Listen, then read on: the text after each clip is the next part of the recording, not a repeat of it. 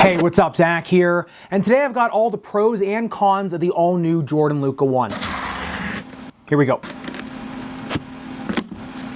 Now, the first thing about the uppers you'll probably notice coming out of the box is just how substantial and bulky they are. It is a true sock liner upper with a traditional three-piece tongue, which means that the entire upper is lined in a slipper liner underneath, which means you get 2 ankle collars out of these, which gives incredible lockdown. Also a pretty thick padded 3-piece tongue, which just does give you really secure, snug fit in the shoe. Kind of the best of a slipper tongue shoe and the best of a traditional 3-piece tongue. The problem with that is these do hang on to heat pretty good versus some other Jordan brand flagship shoes which feature more that Leno weave upper, which as we know breathes exceptionally well. But speaking of woven uppers, the Luka ones have something, at least to me, even more unique, and that is this Flightwire that goes all the way from the distal tip of the forefoot all the way here back into the heel.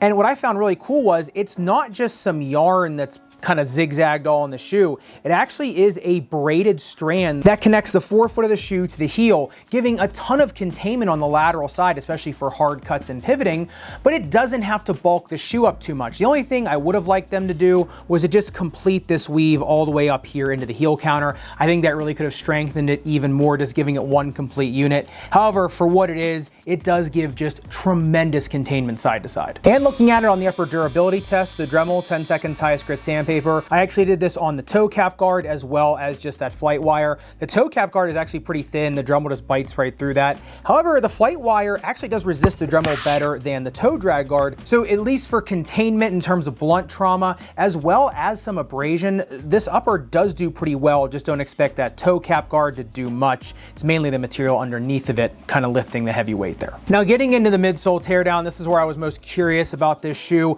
It does come with a Phylon carrier as well as that Formula 23, which is the green foam here. Now, it is just injectable Phylon, or what they call tuned EVA. If you just kind of press and handle this green foam with your finger versus the white Phylon carrier, it does feel pretty similar. The green foam feels a little more elastic, a little more memory, whereas the white Phylon feels just a little bit stiffer. So you can tell they both are made from kind of the same original product. However, if you look at just the bottom of the shoe and you're looking at them, the Formula 23, they made a little bit glossier down here, so it looks like it shines a little bit, and it's a little bit of a different experience when you touch it from the bottom.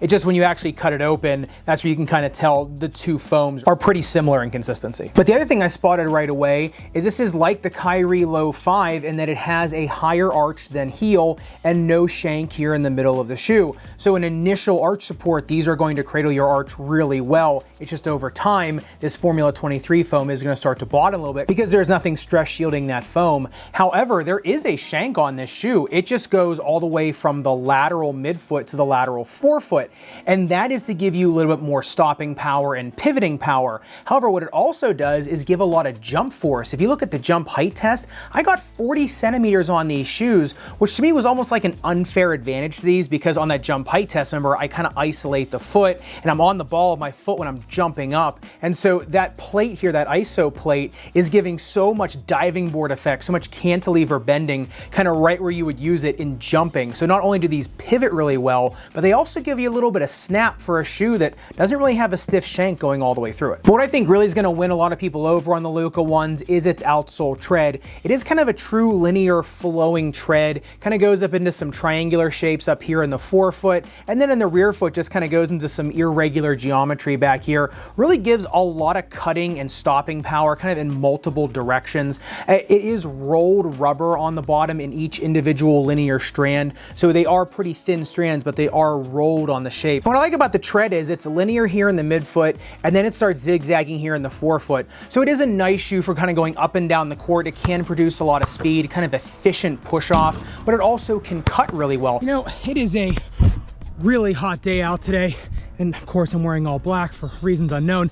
However, the treads on the Luka 1, I've noticed after about 20 minutes of rubber warming, these things become so nimble. They grab the outdoor court, but they don't grab it too hard. At first, they're a little bit slick.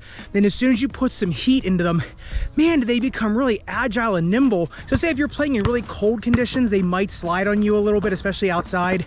However, if you put any warmth at all into them, they become a really light, nimble, agile shoe. You can really stop on a dime, as well as get going really quick as well. Because if you look at the Shuttle test, 14 2.63 seconds on frankly a terrible outdoor court. Really uneven paint job, the ground was just cracking here and there, was hard to get a good bite, and these shoes even on that court bit really well, gave a lot of pop and snap, especially after those really hard cuts. That shoe just pivots really easily, and the ISO plate really kind of gets you up and going really quick too. So even on a terrible court, they still performed really darn well, and especially on indoor hardwood, that rolled rubber type linear pattern is just tremendous for getting a ton of grip, but also allowing you to kind of move from that. It doesn't kind of stick to the court like some shoes do, where you're almost just trying to pull the shoe up off the hardwood. These kind of roll with you, no pun intended, after those cuts. It's just really tremendously engineered rubber, specifically for really hard cutting and pivoting, especially kind of in tricky situations. Boom.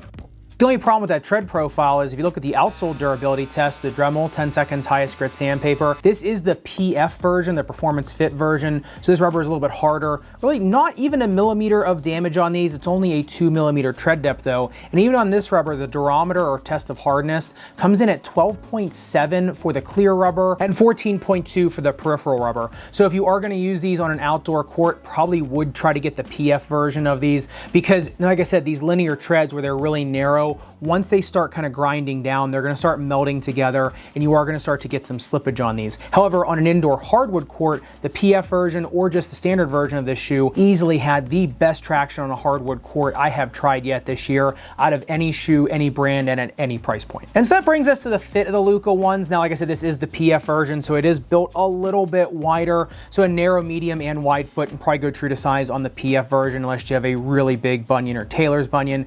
But the reason these things fit a little bit easier, especially with wider footers, is because it is a lot more bulbous as you go down the foot. It just doesn't taper as hard as some other Jordan or Nike brand shoes. I know with me, I had zero cramping, maybe a little bit of break-in, maybe 10-15 minutes. After that, zero problems. And I do think these are a decent choice for somebody with instability because of the double layer uppers, the Flightwire, as well as the ISO plate really does make these laterally stable. Now, if you are somebody with arch pain, I would throw an orthotic in these, and I do think you can get a good enough lockdown to get an orthotic in them. And speaking of the footbed, that Formula 23 foam is not unforgiving by any means. It's just not as plush as something like React or Cushlon Air or Zoom Strobel or even just Zoom Air. And so if you are somebody with heel or arch pain, yeah, in initial comfort, they're gonna be tremendous. It's just that over the lifetime of the shoe, it is gonna start to bottom just like something else with Phylon would. But speaking of the fit and longevity profile of the Formula 23, just overall the Luka One's playability, it's just some of the best out there right now because of their cutting and stopping power, because they kind of roll so easily to the next step and they're just so nimble on foot. These are more of a performance first shoe. It's almost like bounce foam versus boost foam. That bounce isn't going to last as long, but while it is new, it does perform a little bit better than boost a lot of times. Kind of the same thing in these shoes. Yeah, it doesn't have, the kind of plushness of Air Strobel or Cushlon, but while these shoes are new and while you're using them for really intense play, they're going to give you all of that back on the basketball court. I just found with these, I was able just to kind of have a little more confidence and more nimble footwork, especially under the rim, and even when I was just trying to cut and pivot really hard, these things just stopped on a dime, but the uppers are so containing that my foot didn't feel like it was kind of coming out of the shoe or rolling out of it. And that day I had just tested another shoe that had terrible containment, so it really kind of highlighted how good these were too. So I think if you're any type of player that likes to make super hard cuts and really trying to make ankle breaker moves, these are the best shoe of the year so far for that. Just remember, these aren't the PG6 or the KD15. However, in terms of straight line speed, they're just as good, if not better, than both of those shoes because of just how that ISO plate is made right under the ball of your foot, right where you're gonna need that push off and pivoting power. So these do kind of streamline through the air really well, a little bit better than some of those shoes too. So as long as you're not expecting the feel underfoot of those shoes, I think you'll do just fine with the Luka ones. But let me know your opinion. Do you think the Luka ones are a true upgrade from the Jordan Zoom Separate? And do you think they're good enough to compete with Jordan Brand's other flagships as well as Nike's other flagships? Let me know in the comments down below. And if you want to see a deep dive and teardown into the younger sibling to the Luka one, the Jordan Zoom Separate, make sure you click into this video up above and subscribe down below. Respect your rubber and foam and braided Flightwire uppers. I'll see you in the next video.